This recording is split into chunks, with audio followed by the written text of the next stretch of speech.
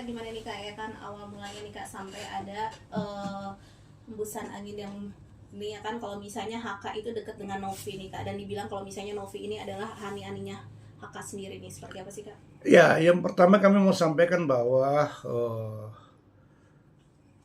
sebenarnya memang Tenovi dengan HK itu memiliki hubungan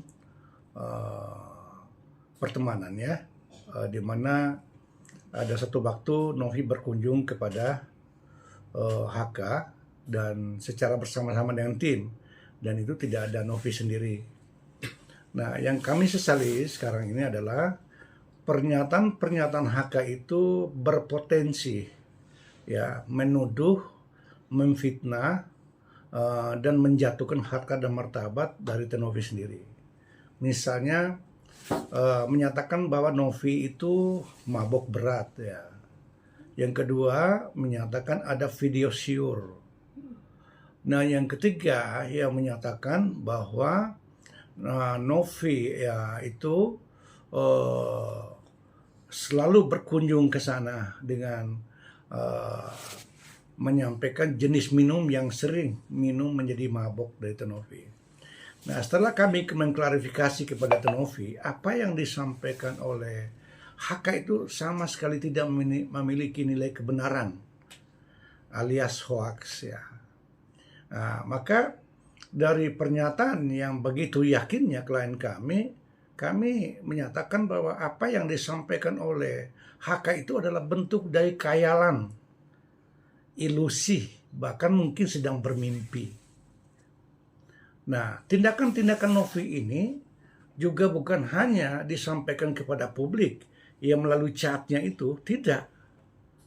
Tetapi diekspresikan melalui somasi pertama yang dilayangkan sejawat kami, kantor setara. Di mana di situ disomasi oleh dua sahabat kami, sejawat kami, tim kami juga adalah Mbak Disna dengan Pak Ari gitu. Nah, sampai saat ini HK itu tidak menjawabkan seluruh substansi masalah yang disampaikan oleh setara, tetapi meluas kepada persoalan lain, bahkan melakukan somasi balik. Nah, somasi balik khusus terhadap chat Novi itu yang di-share kepada publik yang menurut mereka ada melanggar hukum. Ya, jadi itu. Nah, terkait sudah mensomasi pihak HK juga, berarti ini masuknya ke pasal apa sih Bang? Mungkin pencemaran nama baik kah atau apa Bang mungkin?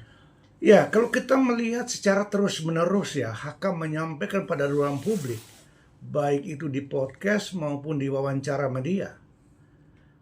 Nah, kami hampir tidak menemukan alasan yang mendasar.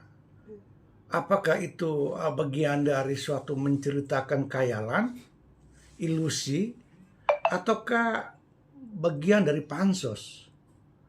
Karena selama ini justru HK itulah dengan bersama yang sekarang ini menjadi PH-nya itu, Dr. Togar itu menyatakan bahwa klien kami ini pansos. Come on, klien kami tidak pernah pansos. Klien kami ini sedang bersengketa, di mana pihak lain menuntut pertanggungjawaban atas donasi. Suka tidak suka dia ada di dalam ruang publik. Suka tidak suka dia berada di dalam ruang publik. Suka tidak suka dia harus menghadapi kejaran wartawan. Dan tidak bisa kita maknai sebagai pansos.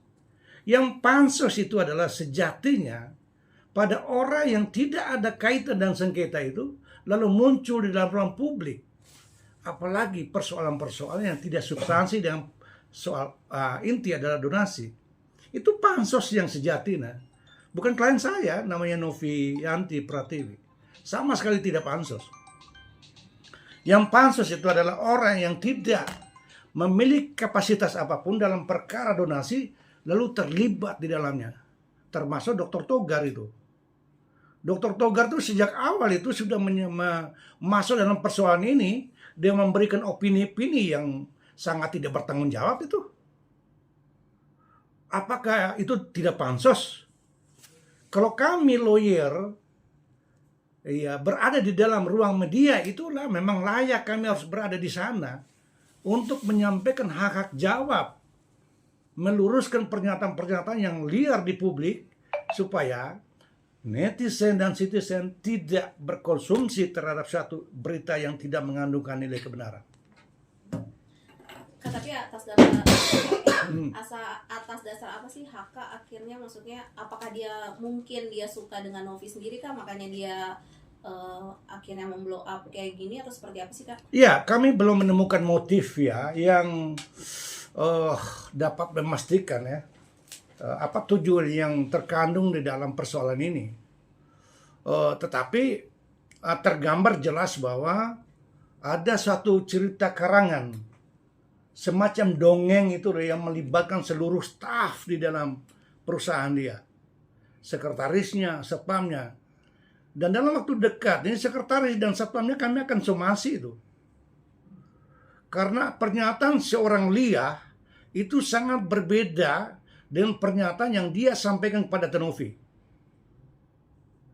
Bahwa dirinya mengaku seolah-olah ada suruhan dari Haka. Nah, ini yang terjadi kawan-kawan media.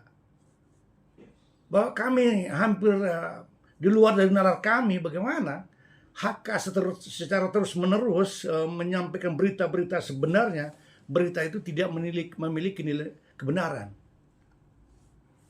Ya, terserah publik akan menilai apakah itu pansos, atau beliau sedang menghayal, atau beliau sedang berilusi, atau sedang bermimpi. Akhirnya hasil mimpi dan khayalan itu dibuat dalam bentuk dongeng-dongeng yang tidak bisa bertanggung jawab. Tapi reaksi Tenovi sendiri seperti apa nih Kak? Ya sangat dong, jelas. Apa yang disampaikan oleh Haka itu sangat berdampak kepada psikologis Novi secara personal maupun keluarga besarnya.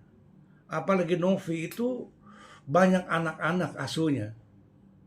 Bagaimana anak asuh sekarang ini, zaman digital, mereka bisa mengakseskan seluruh informasi dalam handphone gitu.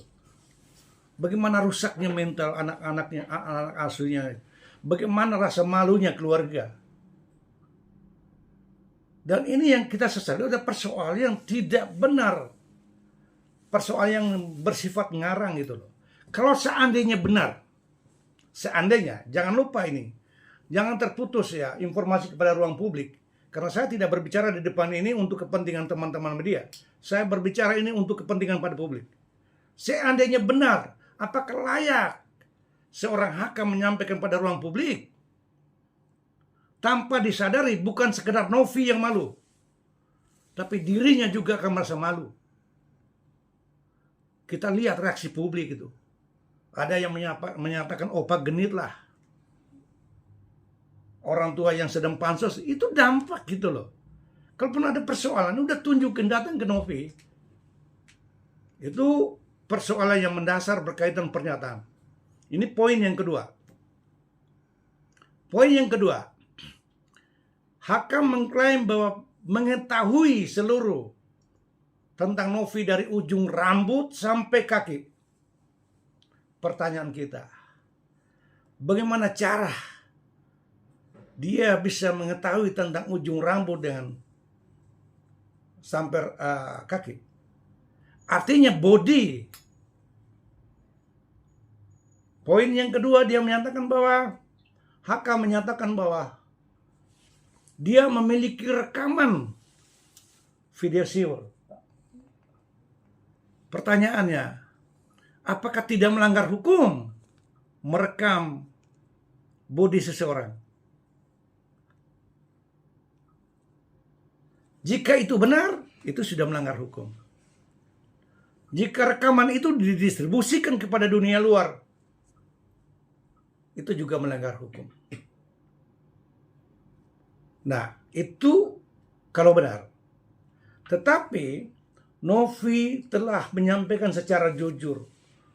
Bahkan di tanah suci pun, tanah yang paling suci, di mana dirinya umroh, dia tetap menyatakan bahwa saya tidak pernah melakukan itu. Seingat-ingat saya tidak pernah ada. Lalu Katanya Novi mabuk, lalu digotong oleh HK, dibantu oleh Satpam, dibawa kepada ruang khusus. Apakah dalam momentum itu mereka merekam bodinya seorang Novi? Apakah? Kalau mereka melakukan rekam, artinya orang yang sedang tidak berdaya. Jika Novi itu adalah mabuk.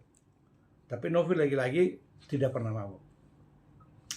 Dan pernyataannya dari Novi ini kami juga tidak menanggapi secara subjektif. Artinya Novi itu benar. Tapi keyakinan kami diperkuat oleh stafnya HK yang menyatakan tidak pernah melihat Novi itu mabuk selama berkunjung di kafe. Secara produktif, ada perbedaan informasi, ada perbedaan keterangan yang disampaikan HK dengan anak buahnya. Dia ada di dalam ruang dan tempat yang sama. Maka saya menyarankan kepada HK, di dalam wawancara itu jangan datar loh. Jawab saja somasi dari sahabat saya, rekan saya, dan tim kami dari Setara itu. Jawab saja. Kalau memang ada bukti, ya memperlihatkan bukti itu. Dan tidak perlu dipertontonkan kepada orang lain. Karena di dalam somasi saya sudah membaca itu. Meminta klarifikasi dan penjelasan. Mana buktinya yang menyatakan ada video siur? Mana fotonya di CCTV yang menyatakan dia mabuk dan berkali-kali datang ke sana? Sehingga apa yang Anda sampaikan itu Anda bisa mempertanggungjawabkan. Dan Anda HK wajib hukumnya membuktikan dalil-dalil tuduhan saudara. Wajib itu hukumnya. Siapa yang mendalilkan dia harus buktikan dalilnya. Maka sekarang nih kuasa hukum Tenovi telah bertindak atas dan untuk atas nama kepentingan Tenovi telah meminta klarifikasi kepada saudara HK. Dan Anda harus menjawab. Dan Anda harus buktikan. Supaya Anda tidak ilusi yang selama ini kami duga. Anda tidak sedang menghayal seperti yang kami pikirkan. Tapi Anda HK menyampaikan sebuah kebenaran. Sepanjang HK tidak bisa membuktikan bahwa berita yang disampaikan dalam ruang publik ada hoax yang mengandung nilai kebohongan. Dan kami sesali kebohongan itu dilakukan oleh orang senior, kaum intelektual.